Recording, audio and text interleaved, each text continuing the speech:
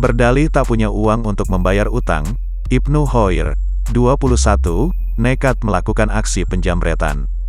Warga Jalan Ratai, Mesuji, Lampung ini menjamret dompet berisi ponsel milik seorang mahasiswi saat sedang berboncengan sepeda motor di Jalan Diponegoro, Teluk Betung Utara, Bandar Lampung.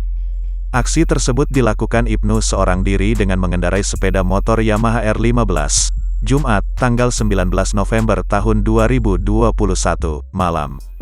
Dalam konferensi pers yang digelar di halaman Mapolda Lampung, Kamis, tanggal 25 November tahun 2021, tersangka Ibnu mengakui perbuatannya.